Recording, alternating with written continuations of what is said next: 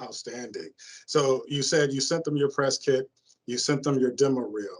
How important was your demo reel, and how do you feel important? How was your, I can't say the word now. How do you feel your demo reel was important to you landing with Genesis Communication? Well, it's vital because they have to go off of something, right? You got to send them something. You can't just reach out and say, hey, I want to, I want you to pick up my show to be considered to be syndicated and not have any content for them to listen to, right? So I had to. You have to produce a demo, which provides content for them to consider to listen to. They want to hear how you sound. They want to hear how you interact with listeners, the callers. They want to hear what kind of guests that you're interviewing. They want to hear how you interview. All of these different things that I thought would be would help my chances of getting considered to being picked up. That's what I included in my demo. Some things that may, shock people. Like there was one clip in my demo that I had of me and a caller going back and forth. Like this caller was like irate or something that I said. I included that in the demo.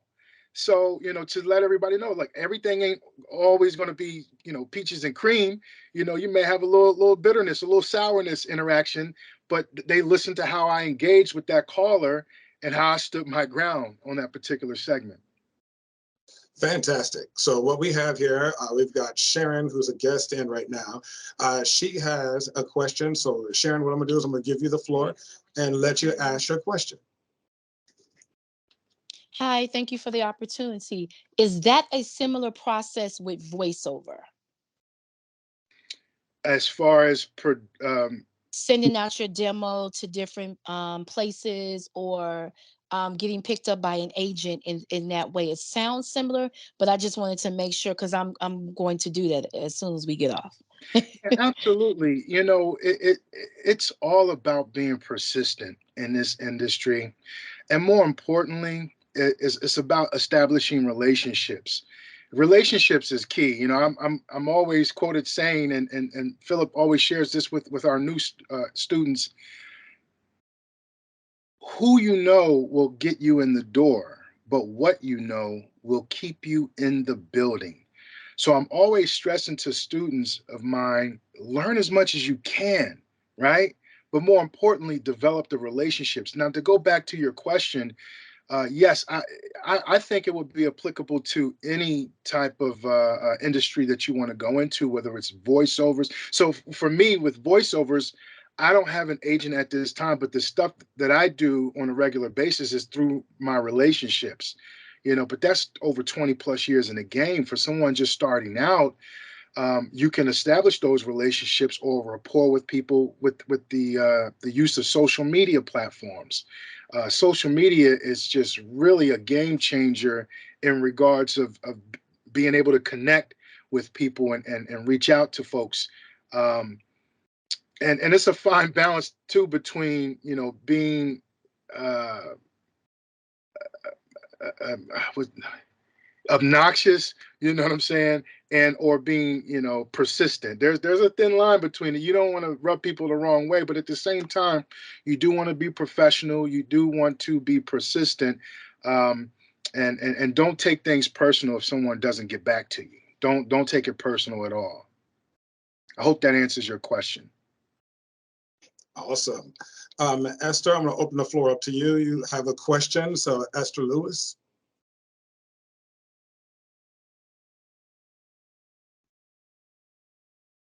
All right, sorry, I was on the chat page. This is Stella of Stella Girl Radio Podcast. I am in your lane. I am so excited about being a part of all of this. And so my question was, how do you locate the openings that for voiceovers and or commercials? There's tons of resources online as far as voiceovers. There are some voiceover sites that just focus on voice actors and looking for voice talent. You can get into one of those pools of talents. I think there's Voice 123 is one of them. But just do your research as far as finding voiceover companies. Um, is that what you were asking, right? Basically, yes. I was just, because I have been looking, and sometimes some of the openings that I have found are basically other companies trying to get you in their pool of people per se, and want you to pay to be in that circle.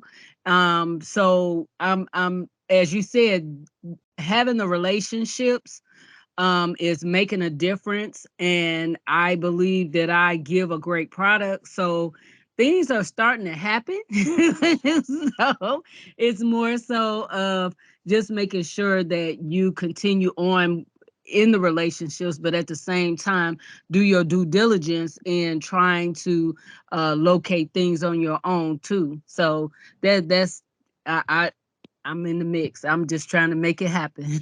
Yeah, voices.com. Thank you, Huda. That's one.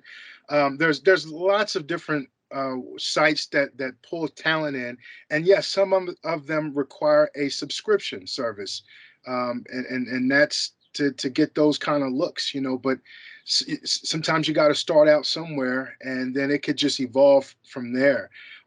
Another website too. This is just a resourceful website, not just for voiceovers, but just pertaining to radio, right? It's called allaccess.com. Mm, Allaccess.com. And mhm. on that site, and like I said, it's very uh, um, resourceful as it pertains to the radio industry, but they have a tab on there for jobs. So if you're looking for entry level positions, or you know uh, even full-time positions or what have you within the radio industry, allaccess.com is a great source, and these are job postings all over the country. Okay, Wow. and there I are have one other there, question. Is it necessary to have an agent, or will it it's make it easier, or there's just a little bit more money at your pocket? it's a preference. Having an agent can help cut down on your time. An Mm, agent gets paid to do the work for you that you don't have to do. So you have to weigh it out, what's best for you. mm, Having an agent, I've had agents before, and it helped get me gigs. I had an agent for my acting, back, when I lived in New Jersey. That has helped. But it also has helped me to getting relationships. I'm about to film another movie here next month, and that's through my relationships here in Ohio. So you have to weigh out your options. awesome. Thank you so very much. My pleasure. All right. So I'm going to open this up to Shy, and then we're going to shift gears. So Shy, go ahead. You have a question? Go for it. I just want to say that's awesome. You said my name right, so thank you. You're But welcome. my question is on the aspect of podcasting. So I started podcasting myself, but I have my own business as well too. So it's kind of like the time-consuming process of it. And with you having multiple different things that you do, what is a great way for me to help myself keep my time management so I'm able to do all the things I want to do and not just be stuck on one thing at a time? And let me tell you, that's the question of the ages. How to balance life. We all wear multiple hats. No pun intended, right? It's about prioritizing. I found that prioritizing your time, uh, what's more important. And that's one way. And then just having some sort of structure and a schedule and sticking to it. That's going to help. And another thing too, and this is something, one of my notes that I jotted down to talk about podcasting and branding. Anyone trying to establish their brand and establish a new podcast. When I first started doing Flow of Wisdom, even though it's a syndicated radio show, it's a talk radio show, I take that audio and then upload it, edit it and upload it as a podcast so that people can go back and listen to it. But one of the things that I learned early on was, when establishing the brand, is consistency. You must be consistent. You know, the old saying, Rome wasn't built in a day. It just takes brick by brick. You know, one of my friends said, you know, I can walk from here to Canada. It's just going to take one step at a time. So the same thing with building your brand and doing your podcast is one step at a time and being consistent. You know, having a consistent day when you're going to upload it.